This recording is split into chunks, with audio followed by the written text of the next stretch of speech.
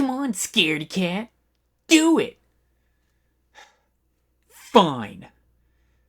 Miska, Muska, Mickey Mouse! They're dead. They're rising. Or are they? Hey guys, D-Sauce here.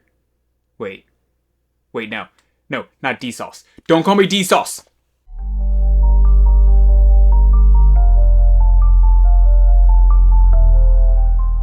Hey guys, I'm the Digiologist, and today's Spooky Month lesson is on something a little different. I know you guys were hoping to see some of the Demon Lords, or maybe some more of the Dark area, but unfortunately this got caught in my brain and I couldn't let it go, so here we are. We're going to be looking at the concept of Undead Digimon. Just to be clear, I don't mean the Undead type alone.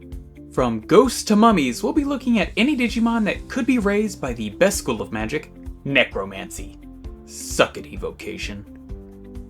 We'll cover the different types, their common traits, and we will try to understand their origins. Let's get into it.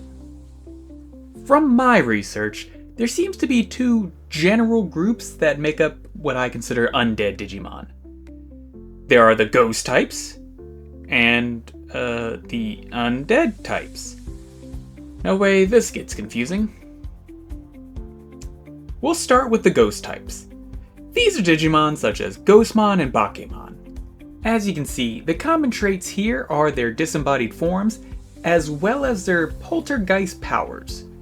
You know, floating all spookily, disappearing all creepily, and passing through solid walls all phantasmally. But are the ghosts actual ghosts? I mean, are these the wandering souls of Digimon? Is Bakemon the spirit of a lost Monochromon? So that's unclear. But in my professional Digiologist opinion, sorta? You see, we know that the data and consciousness of a Digimon goes to the dark area after death. But what if a glitch occurs?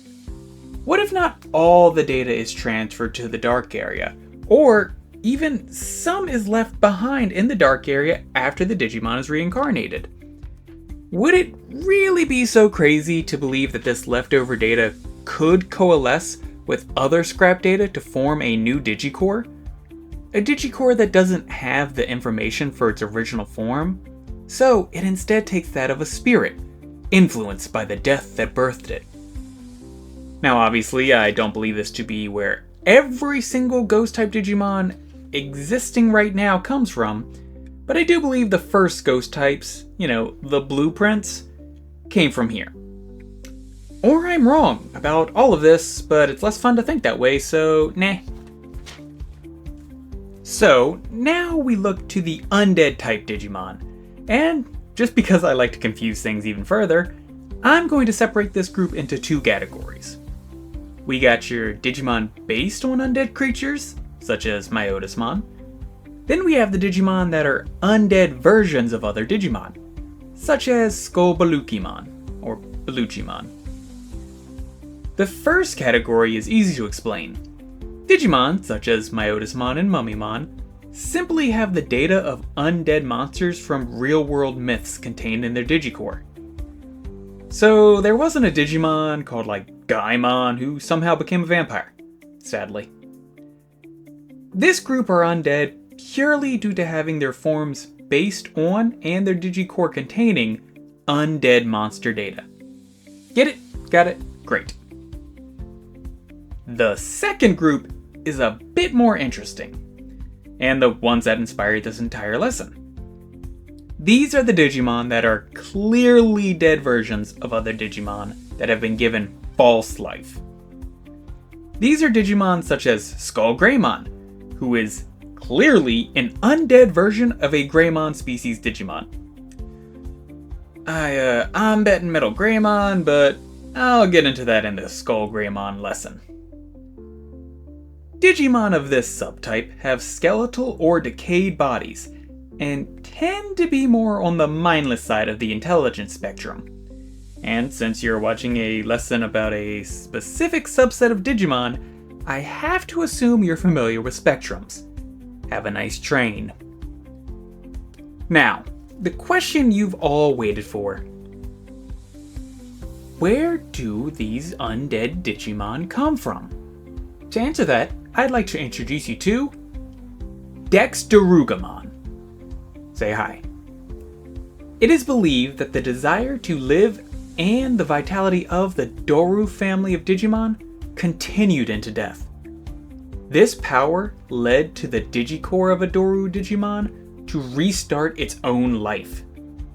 Though death took its toll, resulting in a Digimon that is not fully alive, but refuses to stay dead.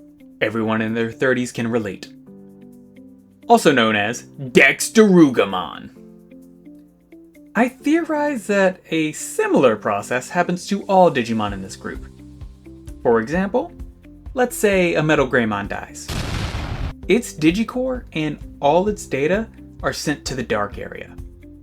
However, the Digicore attempts to rebuild itself using the surrounding data. Since this data is from, the land of the dead, it's not the healthiest, resulting in a Digimon that at least resembles its old form, just corrupted by death. Since, unlike ghost types, this Digicore remembers some of what it used to look like. Well, at least that's my professional idiot opinion. I still couldn't explain to you why Balukimon and Skullbalukimon look nothing alike. That is a saber-toothed tiger and a llama. So, those are my thoughts and theories about the undead Digimon out there in the digital world. So, what do you guys think? Is it plausible?